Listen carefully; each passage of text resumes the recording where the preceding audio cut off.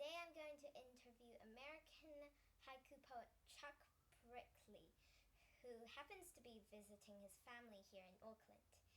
Today is the 17th of April 2023, and this is episode 2 of the Haiku Zoo Journal interview series. Chuck Brickley was born in 1947 in San Francisco, America. He was the associate editor of Modern Haiku in 1979 to 1986, and his haiku book Earthshine has won many. Do you want to do that again? It's fine. I can't okay. read this. You can take it out. No, it's good. It's good. Okay, yeah, keep going because I can edit it. Chuck Brickley was born in 1947 in San Francisco, America. He was the associate editor of Modern Haiku in 1979 to 1986, and his haiku book Earthshine has won many awards, including the Touchstone Distinguished Book Award for 2017 by Haiku Foundation. Hello, Chuck. Welcome to New Zealand. Can you tell us a little bit about yourself and your haiku journey? How do you come up with ideas? Well, first of all, hello there, Zoe.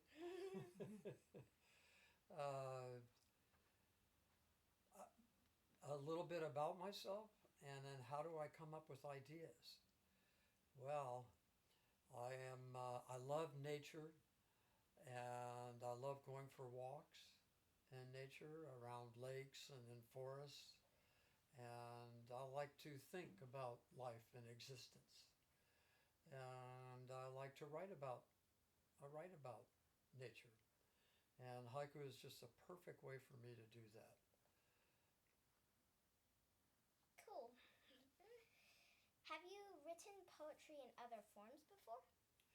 I have. When I was a wee lad, I wrote sonnets and free verse poetry, and but even in high school, back in grade 10, grade 11, I was writing haiku, and it became my favorite way to write, mainly because of the aesthetics behind the structure. Most people think of haiku as a certain amount of syllables, but the more you study haiku, the more you learn that it's not so much about syllables as about the aesthetics.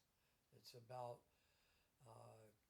for example, sabi, S-A-B-I. Sabi is an appreciation of the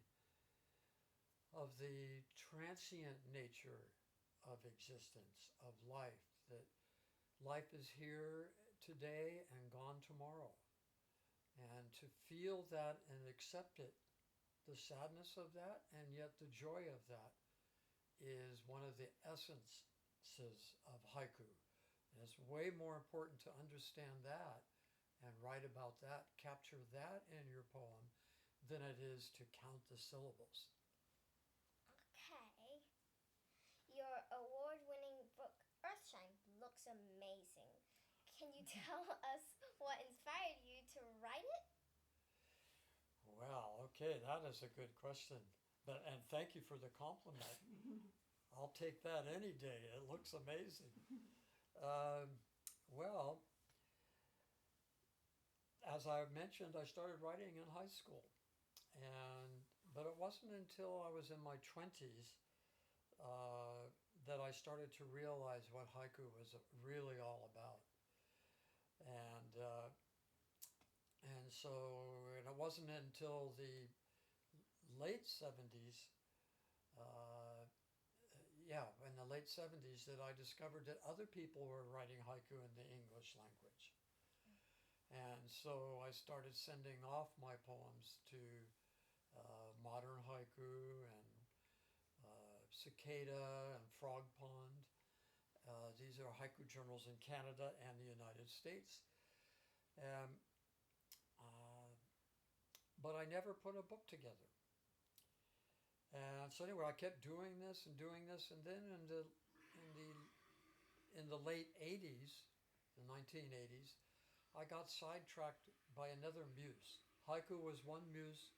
Another muse I had was music, which I know your mom can relate to. And so I started doing music for about 20 years. So meanwhile, I had no haiku book out. So cut to 20 years later, in the aughts, 2006, I started writing haiku again. And it's built up, and finally I thought, you know what? I got enough poems now, several thousand, to choose from and write a book that really expresses what I want to say with haiku. And so that's what I did. That's the story behind Earthshine. That's cool. You were a editor and haiku competition judge. What kind of quality do you look for in a haiku? What makes a haiku good? Oh, that is a good question too, and a tough one. It varies from person to person, of course. It's so subjective. What you might think is a great haiku, I might think is, as my granddaughters say, or so. Anyhow, I like a haiku that feels authentic, that feels experiential, meaning is something the poet experienced, not just thought of at the top of their head. A lot of people just write poetry, they just sit there at the desk and think things and write them down. And other people, though, actually go out and about through life and experience things and say, oh, I have to write about that. And then they develop the skills to write about that. And I can sense that in a poem. I can sense if it's just some flippant thought or if it's a real event, a real experience, authentic. So I look for authenticity. Okay. Do you have some advice for young haiku poets around the world? Ooh, I think anybody that's been listening to me for the last 5 minutes or so can see little clues as to suggestions that I might make.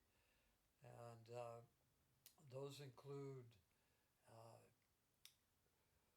getting to know nature better. And by nature, I mean not just nature in the general sense. Nature is not an abstract thing, nature. Nature is specific things. It's a specific tui, a bird here in New Zealand, or it's a song sparrow, or it's the way the wind is going through a particular oak tree. It's very specific things and how this means to you. So get close to nature, all in all its glory, and the 4 seasons in particular, and all the overlapping subtle differences between the seasons, and their connections to your own life, your emotional life, your intellectual life. How interconnected we all are. Everything in nature is interconnected. And the more in touch you are with the interconnectedness of existence, life here on Earth, the better a haiku poet you will be. Thank you, Chad, for those amazing answers. And thank you for coming all the way here to New Zealand to do this interview. I can imagine how long that would be. And yeah. Well, thank you.